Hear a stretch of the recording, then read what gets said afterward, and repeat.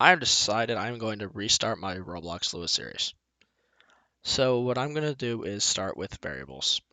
So a variable is a reference to something or something that is stored in memory, so it can be called upon uh, later or whenever really in a script, helping to store things to make things shorter, if that makes any sense. So, and it makes things a lot easier to read.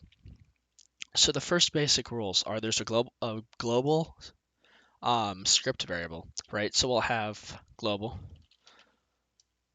equals 1, and then um, local equals 2.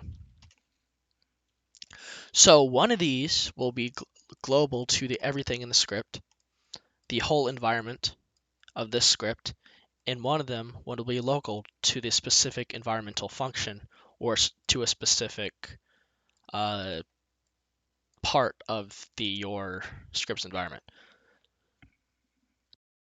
Now, when I am saying the word environment, I am meaning, for instance, this. So we have I haven't gone over functions yet, can't do that. When I'm mentioning environment, I am meaning the script,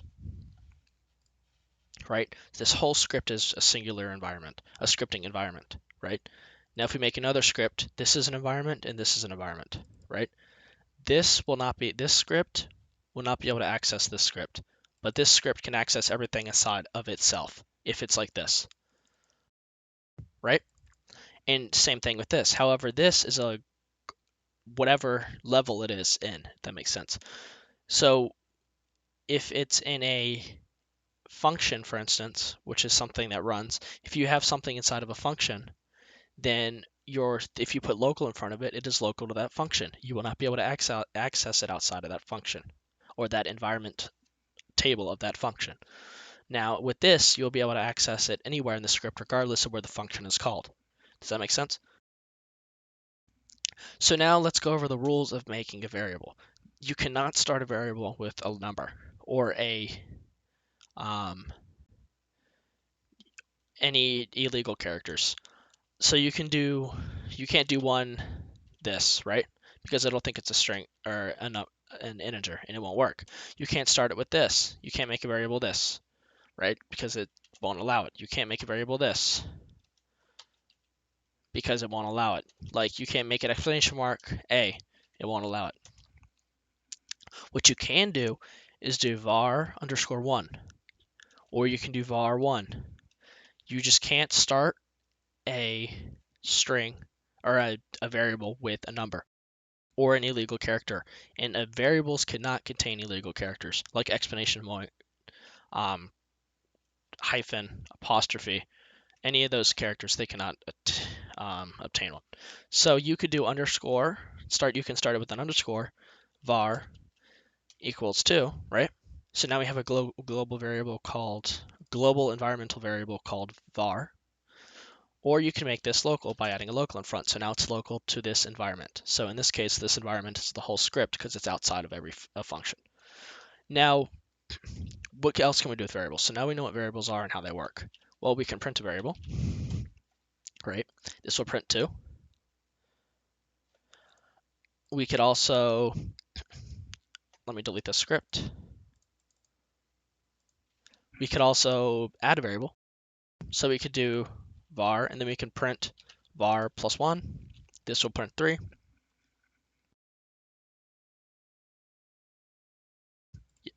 Or we could also add to it by going var plus equals 1, which we're incrementing. So we'll do var. And now we have 3 because we added to it. We could also store references to objects. So we can do game.workspace.baseplate, right?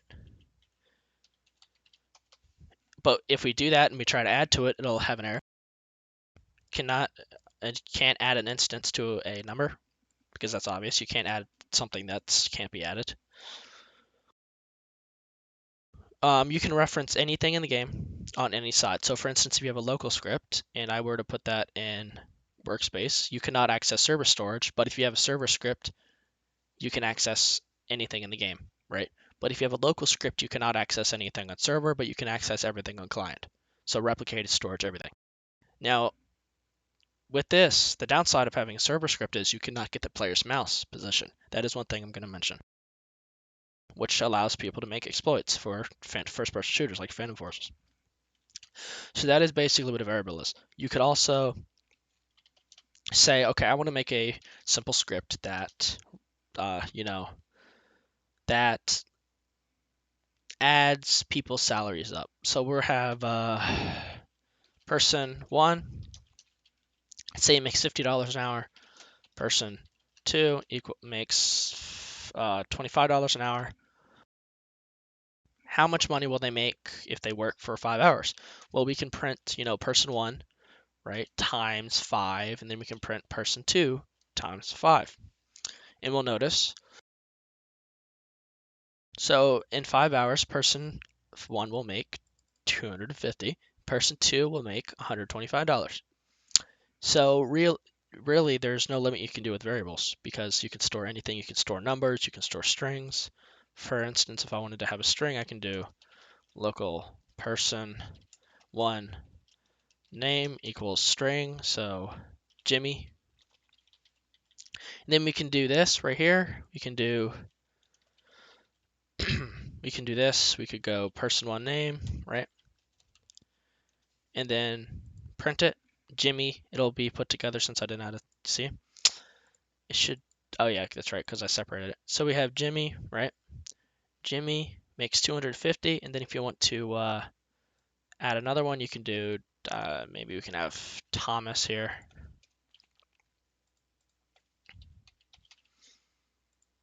Oh no, I can't do that. I have to change it to person 2. So I'll have Thomas here, and then we'll do Thomas, right?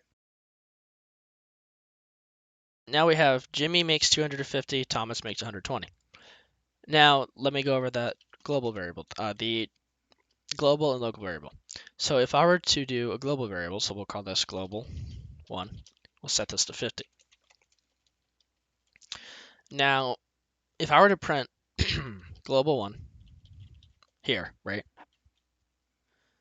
And then I were to print, and then I were to make a local variable below it. So we'll call this local 1 equals 50, 500. If I were to attempt to print local 1, it doesn't know what it is, right? Because it's saying unknown global. Because we're initializing it up here, right? This means it does not know what that is. So if we move this up here, right, it knows what it is now. If we did this, it still doesn't recognize it because this is being called before this variable is assigned.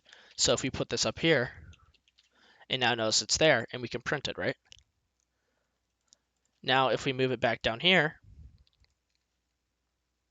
we'll notice it says no, even though this does get initialized.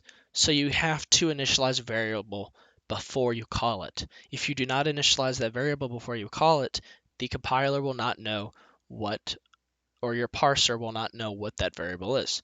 So let's say I wanted to, this is a perfect example. If I wanted to game no workspace dot baseplate, let's say I wanted to change the color, right?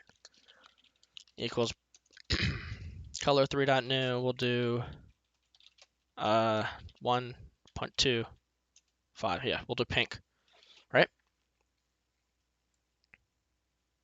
I can't print that, so I'll just change the color.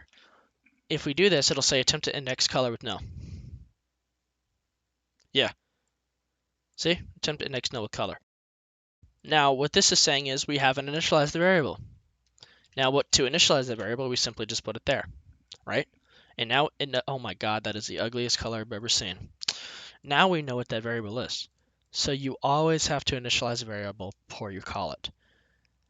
This is variables in any language, except, well, non-type, dynamically typed variables in any language like Python and Lua. If you go into C++, C#, they have type-specific variables where you have to actually define what the type is. Like in this case, it would be, if I were to have an integer, I'd have to do int var equals 2 and end it with a colon. But in Roblox, we can just do var equals 2, and the compiler slash parser already knows what this means. It's an integer. If we print type var, it'll say, hey, this is a number. Now if we do this and we change it to a decimal, it'll still say number, because there's no such, realistically, there's no such thing as a float. If we do this, we could make it a little bigger. It'll still say number, because Roblox doesn't really, behind the scenes, they classify them as different variable type or data types, but all we need to know is what the basic type is, and that's why Roblox is easy to do development in. So this is local and global. This video was on local and global environmental variables, so script-specific environmental variables, right?